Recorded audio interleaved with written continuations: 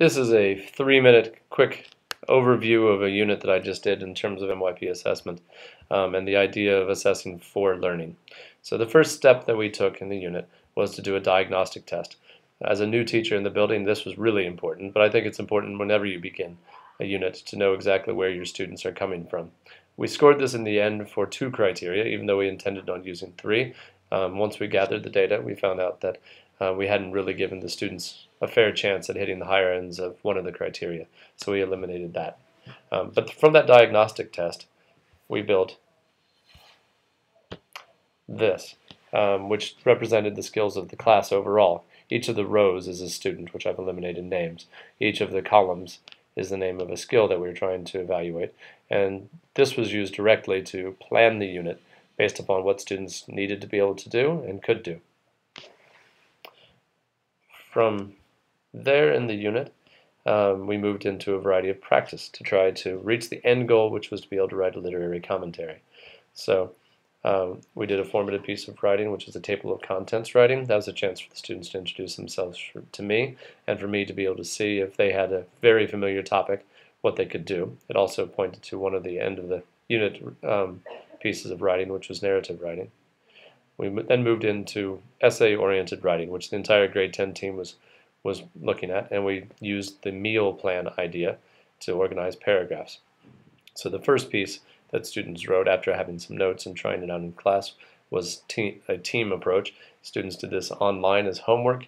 They had to use Google Docs, and some of them used Skype so they could talk, and they wrote a paragraph together discussing whether they had actually used the meal plan.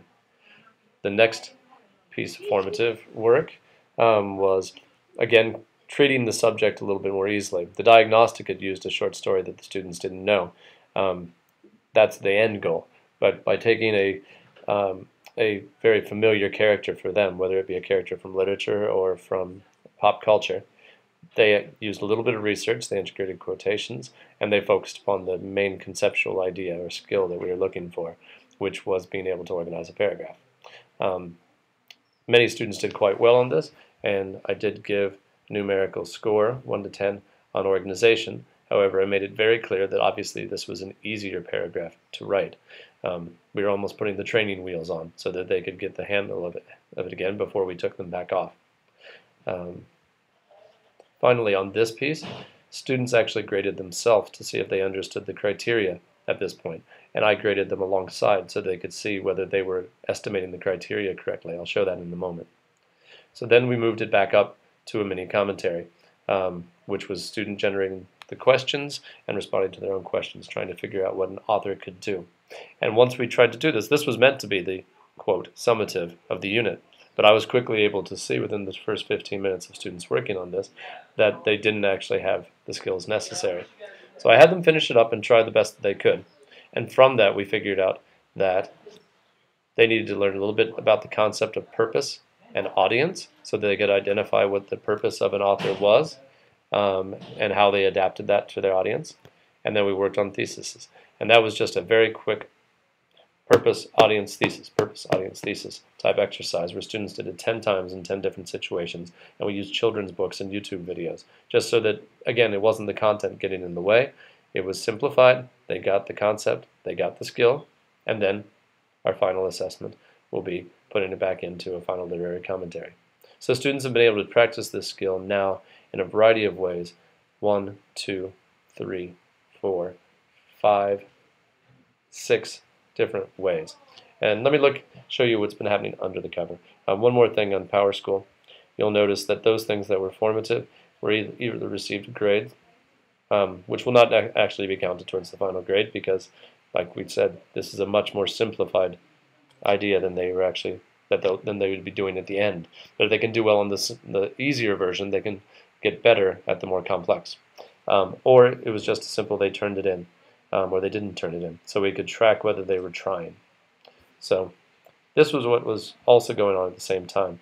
Just like a developmental workbook or a journal, students were talking to me on their writing journal about their growth.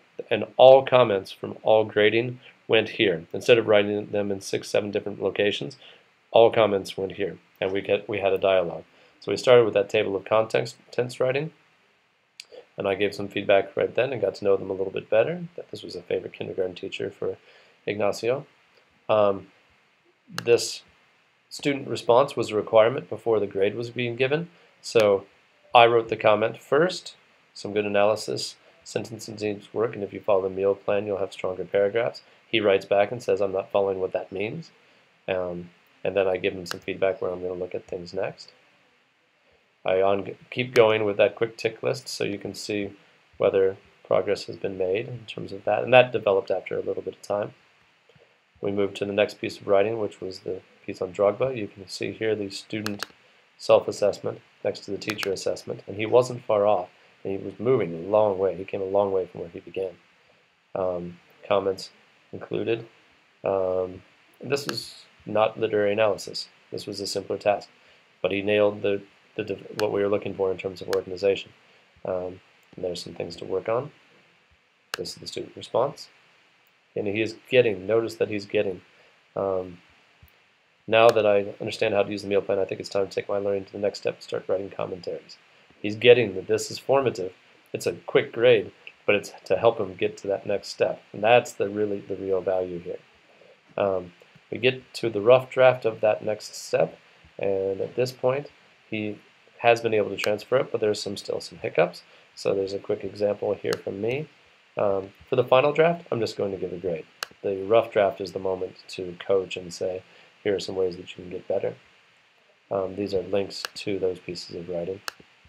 And overall, at the end of this, you'll be able to see how he has grown, both on PowerSchool and here.